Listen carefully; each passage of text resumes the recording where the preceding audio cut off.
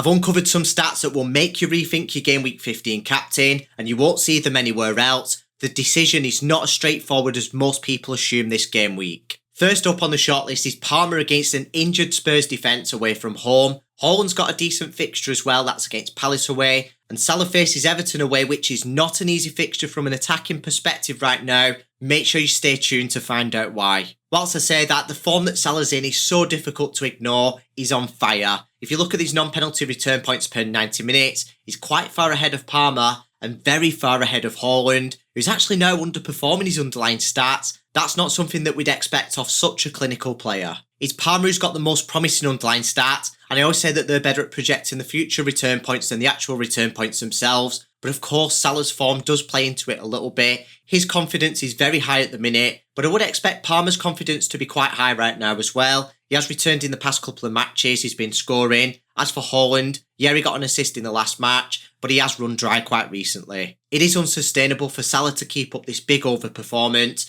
I do keep saying this every game week that his numbers will regress, and they've not started to yet, but come back at the end of the season. By chance, he won't be 1.3 above his expected numbers. Whilst I do prefer Palmer's expected numbers being slightly higher, it is only a little fraction. I do like the fact that Salah's output is quite a lot higher. I'd say there's practically nothing between them. Chelsea's talisman has the advantage of taking indirect free kicks, direct free kicks and corners. Haaland takes the occasional direct free kick. That tends to be when De Bruyne's not on the pitch, but De Bruyne has just returned from injury, so I don't think he will be taking one. As for Salah, he doesn't tend to get a look in with the direct free kicks, and definitely won't get a look in with indirect free kicks or corners. When it comes to the penalty duties, they're all nailed on pens for their respective clubs. Now, when it comes to the probability section, these odds are based on the assumption that each player plays 90 minutes. We will take a look at the expected minutes later on in the video, and this data is very crucial right now when the games are coming thick and fast in this congested schedule. You're going to get to see the minutes played in the last match, and how much rest they're going to get as well. The odds are all over the place this game week. Haaland's got the highest anytime goal scorer odds, Palmer's got the highest anytime assist odds,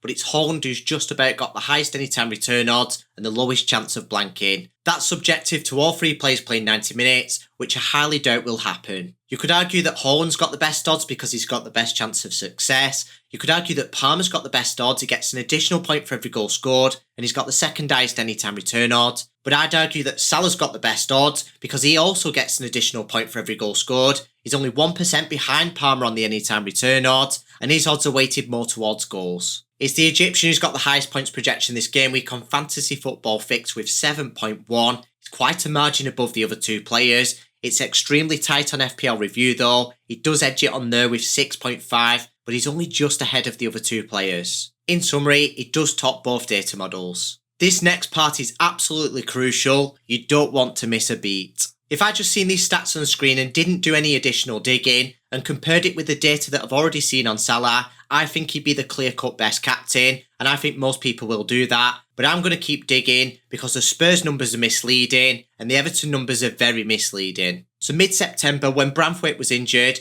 I said Everton were going to be a strong defence when he comes back. I carried out some data analysis on Everton's defensive numbers with and without Branthwaite. The sample size was 34 matches with Branthwaite and 46 matches without Branthwaite. These stats are all per 90 minutes. Goals conceded with Branthwaite, 1.18. Without Branthwaite, 1.76. Expected goals conceded with Branthwaite, 1.39. Without Branthwaite, 1.78. Clean sheet with Branthwaite, 0.35. Without Branthwaite, 0.22. Expected clean sheets with Branthwaite, 0.35 again, and without Branthwaite, 0.2. He played a full 34 matches out of a possible 38 last season, and Everton kept 13 clean sheets, which is the second most in the league behind Arsenal. Since returning from injury, he's played 5 full matches. He's not only proven me right, the stats are even better. We've only conceded an average of 1 goal per match. The expected goals conceded is less than that, it's only 0.9 per 90 minutes. And we've racked up 3 clean sheets in those 5 full matches that he's played, which is very good going. I say we because I'm an Evertonian, and he certainly passes the eye test. Everton's defence with Branthwaite in the team is solid.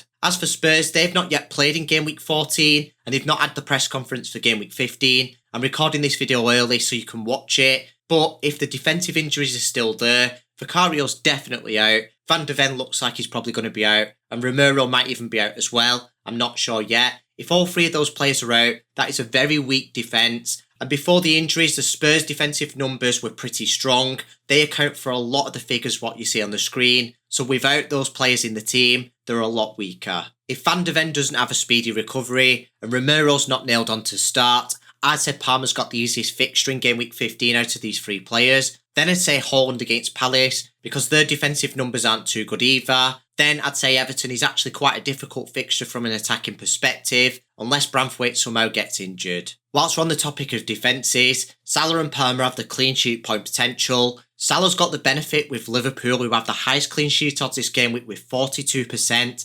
I am not biased towards Everton. I think those clean sheet odds are fair. I know we scored 4 goals in the last match. That would be recency bias, by the way. But it's not just that. We didn't actually play that well. We were just alright. We missed a lot of big chances still. I just think Wolves were absolutely awful. And if you look at our attack this season, it has been very poor. Chelsea's clean sheet odds aren't too generous for Palmer. They're only 15%. But I wouldn't expect much more than that against Spurs away, who have a strong attack. However, it does benefit from an extra day's worth of recovery. The other two players have slightly less than 3 full days, which is not ideal, and they played 90 minutes in the last match. Palmer only played 78, which I think increases the expected minutes, but Haaland and Palmer have got the exact same expected minutes. Salah's only a minute behind, but it will be interesting to see if him and Haaland do get fatigued earlier than Palmer. Now it's time to conclude. Like I said at the start of the video, there's not much between these three players, but my third favourite option is just about Haaland. It's so difficult to ignore Salah's form right now. If I swap Palmer's fixture with Salah's fixture, I'd definitely turn around and just say 100% Salah, but that's not the case. Salah's fixture is actually difficult from an attacking perspective. Palmer's underlying stats are slightly more promising, and Palmer's fixture is quite easy from an attacking perspective considering the defensive injuries. Don't forget he gets additional recovery as well. I don't care about the ownership. I think the best captain this game week is Palmer. I've gone from 500k to top 100k in just 4 game weeks. Make sure you subscribe so you don't miss my team selection video.